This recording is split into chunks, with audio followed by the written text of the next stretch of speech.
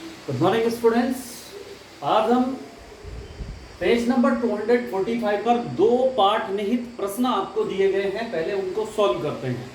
ठीक है, सबसे पहला क्वेश्चन है विद्युत धारा द्वारा प्रदत्त ऊर्जा की दर का निर्धारण किस प्रकार किया जाता है। फिर दोबारा सुनेंगे क्वेश्चन क्या है। विद्युत धारा द्वारा प्रदत्त ऊर्जा की दर।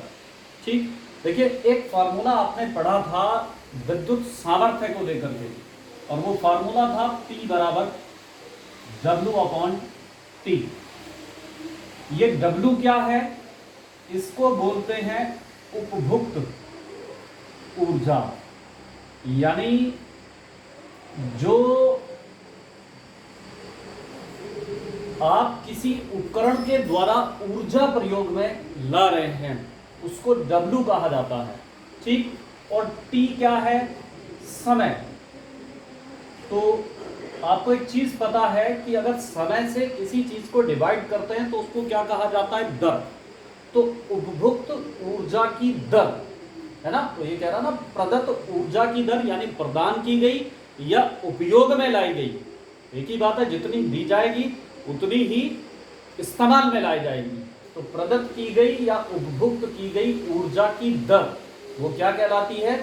विद्युत सामर्थ्य कहलाती है। तो इस क्वेश्चन का जो आंसर निकलता है कि विद्युत धारा द्वारा प्रदत्त ऊर्जा की दर का निर्धारण कैसे किया जाता है, तो हम उत्तर देंगे कि विद्युत धारा द्वारा प्रदत्त ऊर्जा की दर का निर्धारण विद्युत सामर्थ्य अर्थात विद्युत शक्ति के द्वारा किया जाता है। क्लियर होगा? क्वेश्चन नंबर 2 की तरफ को चलते हैं, इसके सॉल्यूशन की तरफ को चलते हैं। आसान सा क्वेश्चन आपको दिया गया है। ये कह रहा है कोई विद्युत मोटर 220 वोल्ट के, यानी V = 220 वोल्ट। ठीक है, जो दिया है पहले हम उसको लिख लेते हैं। V बराबर 220 वोल्ट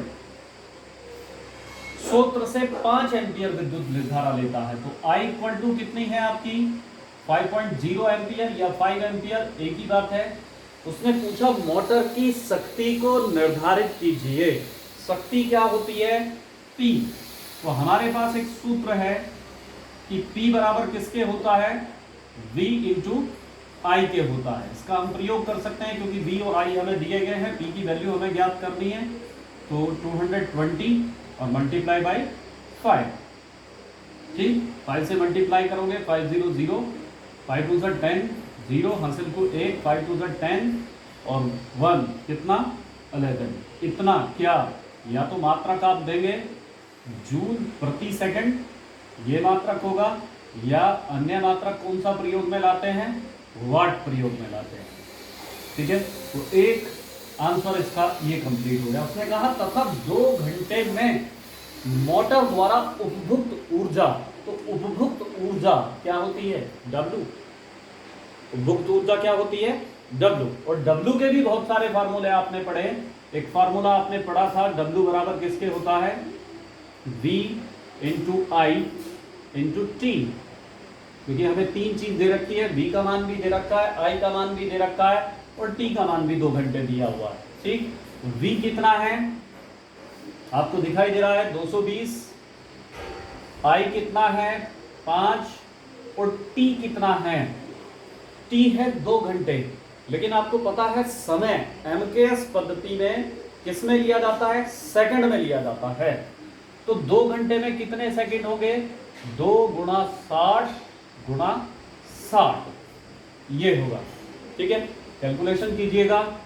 अभी आपने 220 की 5 से मल्टीप्लाई किया था तो क्या आया था? 1100। ठीक, इसको आप जानते हैं 60 × 60 यानी 3600, 3600 × 2 यानी कितना? 7200। ठीक, अब इन दोनों की मल्टीप्लाई कर लीजिएगा।